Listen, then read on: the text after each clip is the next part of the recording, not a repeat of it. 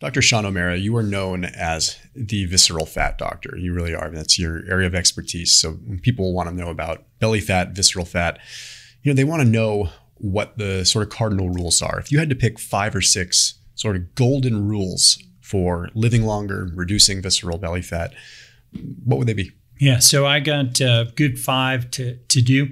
I think before I get into the real quickly, there are 5 things you want to do, not do, okay, that cause visceral fat. So we'll hit those real easy because just cut them out. And the proportion that you cut them out, the less contribution you'll have for visceral fat.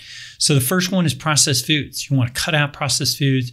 When processed foods are eliminated in individuals that we do MRI scans, visceral fat just goes away.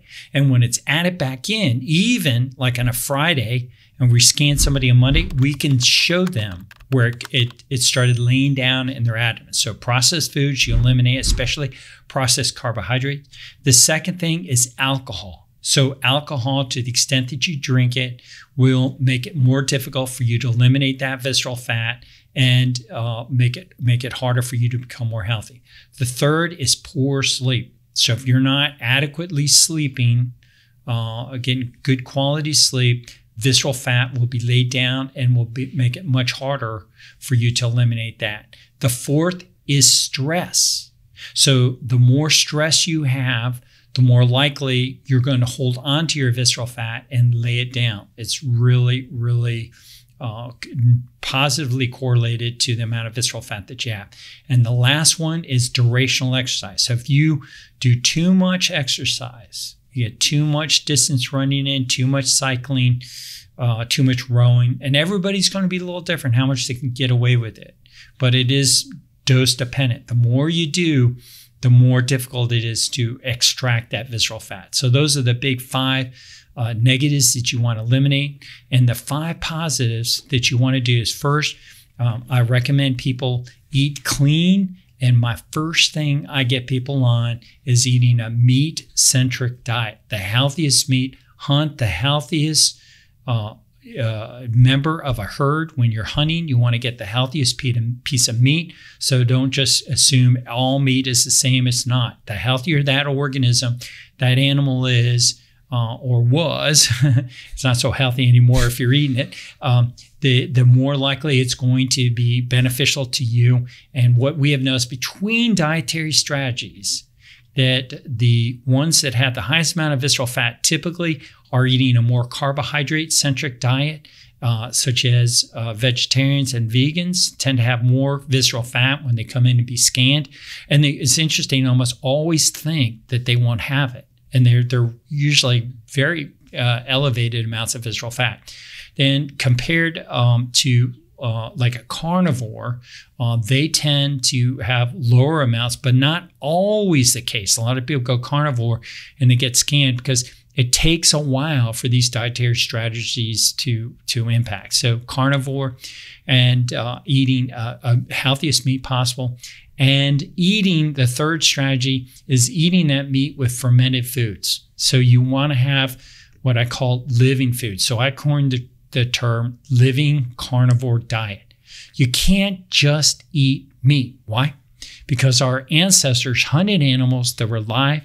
They had that hide. They drank water that had microbes in it that didn't have chlorine. And so they were always exposed to these living organisms that were just part of it. And so today's carnivore community, they're just wrong for that aspect. They're just eating sterile meat without these microbes. So fermented foods, probiotic foods, bring these living organisms that are aligned to making us more healthy. And so you gotta eat meat and you gotta eat these microbes. Meat and microbes, the living carnivore diet. Personally, I get tired of feeling like I have to double check every single ingredient when I go to the grocery store. That's why I'm a fan of Thrive Market. So I put a link down below for 30% off all of your groceries through Thrive Market with your first order. So Thrive Market makes it so you can sort by different diet type, you can sort by food category, all kinds of things, and do your grocery shopping online, and then it gets delivered to your doorstep in a couple of days. It is by far the easiest way to shop, But most importantly, it's easy for me because I feel like I can trust the ingredients. What they focus on is sustainability. They focus on quality. They focus on making things available when a lot of times the right foods aren't available. You go to the grocery store and you have to sift through dozens of products to find one thing, and then you finally look at the ingredients and realize, I can't have this anyway because it's got garbage in it. So that's what Thrive Market's all about, and that's why I stand behind what they do. So that link is for 30% off your entire grocery order and a free gift, and then it gets delivered to your doorstep. It's the most convenient thing, they're trustworthy, and it's good food. It's foods that are things that I would typically eat. Plus, I don't have to go to the grocery store, run into my neighbor, have to talk forever. It's just super easy. So check out that link down below, again, for 30% off plus a free gift from Thrive Market. So that's 3.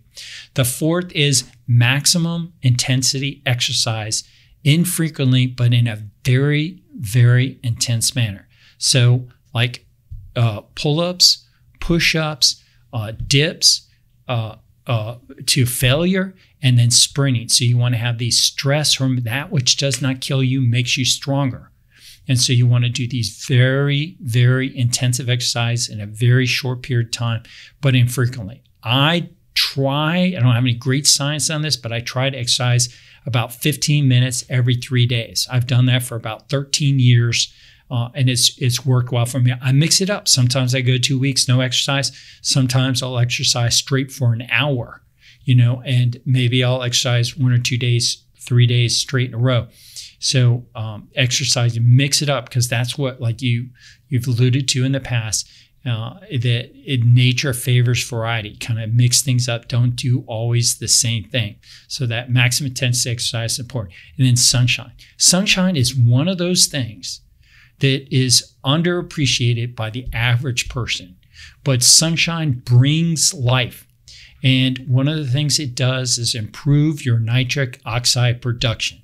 So if you just do this one thing, go outside or before you go outside, you check your skin turgor before you go outside, then stand outside for 20 minutes, repeat, do another video test, and you will see that in that 20 minutes, you've produced nitric oxide because that skin is going to snap back. So you need to have this visual confirmation that what you're doing is improving you. So nitric oxide from sunshine is one of those ways that you get visual confirmation. When you go out in the sun, you improve your blood flow.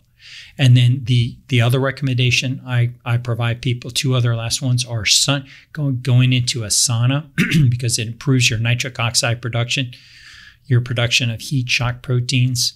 And so about 15 to 20 minutes, about 175 degrees is what I recommend in a dry finish sauna, not an infrared. I go more natural and make recommendations for just the heat instead of the infrared, which I'm concerned is just too deep penetrating. We don't have protection. We're evolved to get infrared from the sun, but that's much shorter wavelengths. So dry finish sauna. And the last one is fasting. Fasting brings superpowers in individuals through autophagy. Fall in love with autophagy, the disease reversing process in your body. That when a human being takes a break from eating, recovers, autophagy in a dose-dependent manner goes up with fasting. And autophagy reverses that disease process, and so it's optimizing your body. So that's my last big take-home. I got 48 things I give to all my clients, but just keep this short. Those are big ones that you can get started on. Anybody can do. They apply them, they'll see that their lives will get better. Question on the alcohol. What do you know any mechanisms as to why alcohol contributes to visceral fat so much? I mean, I've seen literature and the observational stuff saying that it definitely does contribute to it, but do you happen to know mechanistically what's going on there? It's a toxin. Yeah. It is a toxin. And there's, more and more studies are coming out that show there's no safe level. I mean, we used to say, take 2 glasses of wine if you're male, 1 glass of wine if you're a female. And as I practice as a health optimized physician, I just kept cutting it back. Just slow period of time. I get a little more nervous, and I was still more intentional about it. I was drinking about, I'd say about a quarter cup. I mean, it's just a quarter glass of wine. I got down to that, and I just kept getting better. I felt better when I kept reducing my alcohol, and then went, about 5 years ago, completely off of it. And I think that's the way people, just the toxic effect impacting metabolism on the liver. Everybody that gives it up, they just say, I wish I gave it up sooner. I've never had anybody say, geez, if I completely changed my life when I got off alcohol. It's overwhelming, the benefit that people have, even if they're not alcoholics. When people give up alcohol, they just give a testimony about what kind of an example in terms of the quality of life that they derive from doing that. So I think alcohol is one of those things that you should just really cut out of your life. And nobody goes to the Olympics, and an Olympic sports, Olympic coach goes, now let's get you drinking. Reality is it does not improve your performance. It's just a pleasurable kind of thing. And people seek comfort, they seek pleasure, and that's what alcohol is providing. What we really want to seek is greatness, influence, living better, and influence helping other people to live better. Alcohol detracts from that because it impacts your health and your ability to influence people. Yeah, I totally agree with that, man. And I feel like, just a sentiment on the fasting and the sauna piece and even the intense exercise piece. All three of those things are appropriately dosed stressors, right? That's exactly, I think, what we need to try to do without getting super weird about it. Is we live in an artificial modern world. It's very different than how it was 100,000 years ago. But any way that we can occasionally emulate how life was back then, I think that's just the simple thing. People think you need to go out and live like Liver King and be like that guy. You don't need to do that. It's just adopting these sort of daily practices to bring some of that influence into your life. Beautiful. Okay, soak up the sun. Go do something vigorous. Sprint like you're hunting an animal. If you don't have to think you're hunting. If it makes you feel good to wear, a pelt and go sprint like through the park and probably get arrested, like, go for it, and then do so on an empty stomach. Do it like, hey, I'm hungry and I'm hunting for food. Like, make it a game, but whatever. Just think of it like that, because I'm inclined to think that we don't need to, go into any exquisite detail here, but I'm inclined to think that visceral fat is a diseased state of modern man. This is not something 100%. We dealt with a long time ago. It's a modern day form of chronic disease that was absent in our species because our lifestyles today are conducive towards the accumulation of chronic disease. And stress hormesis is one of those most underappreciated insights. You want to exercise in a brief manner, in a short period of time, and frequently. That's what happens in the wild. It's what happened, I think, ancestrally. And I think we've gone away from it. We pursue comfort and pleasure. If anything, we probably exercise too much. Yeah. There's a sweet spot. It's a Goldilocks, trying to get the appropriate amount of maximum intensity exercise infrequently with a healthy balance and maybe some durational exercise. I think for the time being, clients come to work with me, I just get them concentrated on the maximum intensity exercise, get them off the chronic exercise.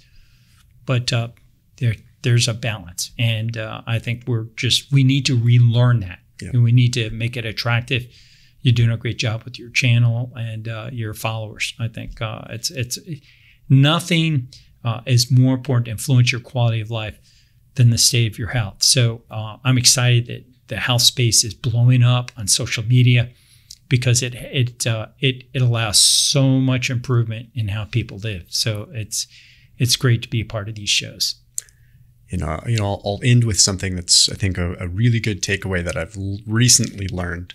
And that is, you can find out your intensity or what intensity you need to be at by your ability to maintain it. And what that means is how do you maintain intensity, right? Back in the old CrossFit days, we used to look at what are called, they were called descending ladders in exercise, right? It was a descending ladder, and the idea behind it was to maintain intensity. And what that meant, and I'm not suggesting people go to CrossFit, this is to illustrate a point, was to maintain intensity. So you would do a descending ladder. You'd do 15 calorie row, something else, 15 reps or whatever. Then you do a 10 calorie row, 10 reps, 5 calorie row. You're decreasing your duration, your total output, so that you can maintain intensity.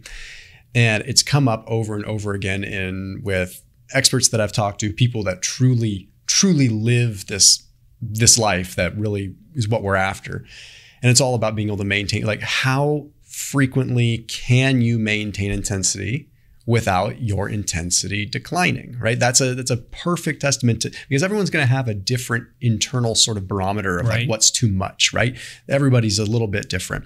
And, you know, for some person it might be, yeah, okay, you can do 30 minutes of vigorous activity every other day. Okay, another person might be 20 minutes every 3 days. It's going to be different.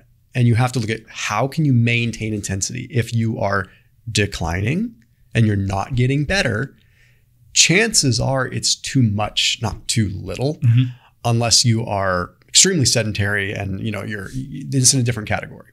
But, yeah, no, I think that is very much the case. You know, I'm an advocate for people paying attention to how they exercise and being able to read the benefits and the harm that may happen. But it's not just exercise. It's what you do, how you live your life. And I think as species, if we can be more observant, you know, paying attention, analyzing what we're doing, there's so much to glean and learn from that. And I think social media, shows like yourself and other influencers bring the ability to educate people about that, make them aware. And we're going to move way past just how much weight you throw on a weight bar. Educate people. There's so many other ways that health is impacted, but it really does start with your motivation and then paying attention to your own life and a willingness to analyze objectively. Am I getting better or am I getting worse? Agreed, man. Well, Dr. Amaro, where can everyone find you? Yeah, so the best place to find me is my website, drseanomara.com, or I have another website, growingbetternotolder.com. I'm also on social media across a variety of platforms, Instagram, Twitter, LinkedIn, X, and YouTube, all on the same handle, drseanomara.com. Perfect. Thanks, Doc. All right. Thanks you, Thomas.